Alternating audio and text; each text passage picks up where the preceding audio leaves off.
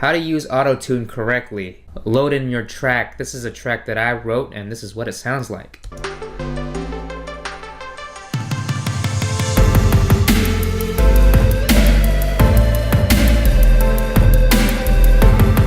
The next step is determining what key your song is in. There's many ways you can do that, but the easiest way is to learn music theory. Actually, that's not the easiest way, but eventually it will become easy. And if you don't know music theory, but you want to become a serious musician, I recommend learning music theory. Learning what sharps and flats are in what scales. This will help you immensely. Do you need it? Do you have to learn music theory to be a musician? Hells no. But it will expedite your music creativity and expedite your music writing ability. By the way, in this day and age, if you want to learn something, there's so many resources out there. The internet, YouTube videos, tutorials.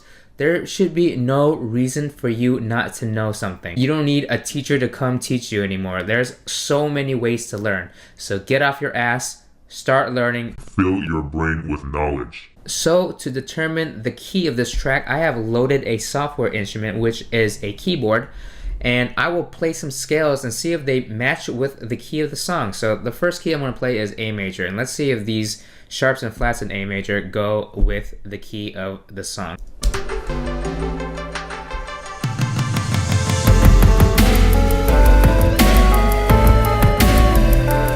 Definitely not. That sounds terrible. So I'm going to try another scale. Let's see. I'm going to start just fiddling around and see what scales fits, all right?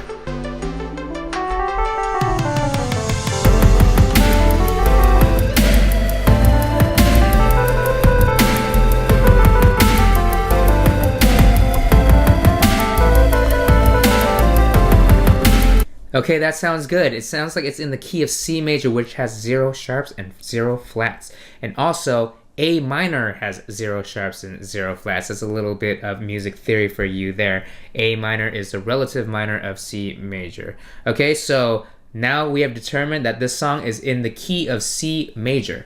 So now you should have a track where you're going to apply Autotune to. I don't have a track that I pre-recorded, so I'm going to record one for you live right now. I don't know about you, but I'm so hungry right now. I can use some tacos in my belly. Whoa, oh, oh yeah. Whoa, oh, oh yeah. Don't you know that tacos are life? Thank you, I'm here all night. Okay, so now that we have our vocal track recorded, we're going to apply Autotune to that track. So I'm going to go on this track, and then I'm going to use Antares Autotune Evo.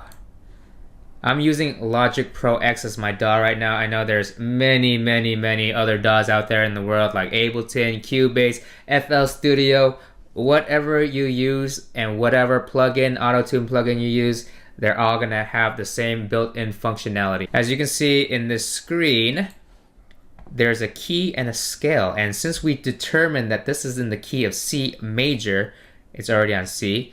On scale, there's all these types of scales. There's major, minor, chromatic, ling lun, whatever it is. Most of the songs that you'll be working with or you hear on the radio are in major or minor, so you do not need to worry about the other scales. So since we determined that A minor is the relative minor of C major, I put it to A minor because A minor has 0 sharps and flats, C major has 0 sharps and flats. So this will do the same exact thing.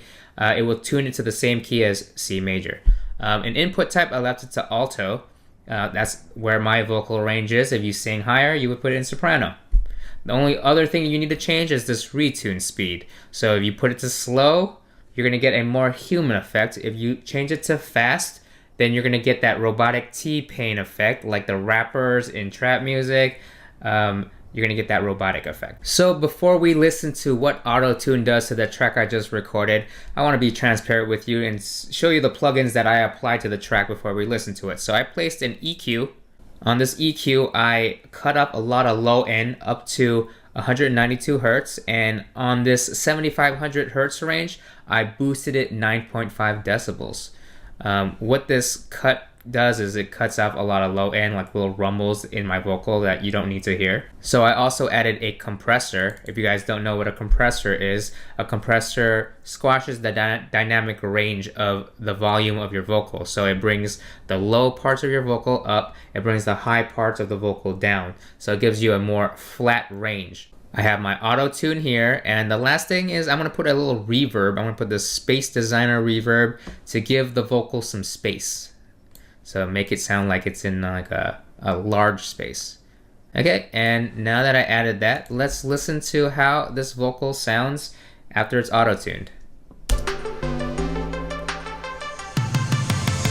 I don't know about you, but I'm so hungry right now. I think you're some tacos in my belly. Whoa, oh yeah. Whoa, oh yeah. Don't you know that tacos are life? Damn, that was fire. So lit. I hope I was helpful today in teaching you guys how to properly auto-tune your tracks. The main takeaway today is learn your music theory. If you want to be a serious musician, if you want to be a amazing musician, learn your music theory. There's no shortcuts. Get off your ass. Reach out. There's a lot of resources online. Fill your brain with knowledge. If you like this video, please subscribe. Send me some comments telling me how much you love this video or what I can do to improve. If you hated this video, give me a thumbs down. It's probably because of my terrible singing. I will try my best to improve for you guys. Much love and respect, and it's Freddy Ruxpin out. Peace!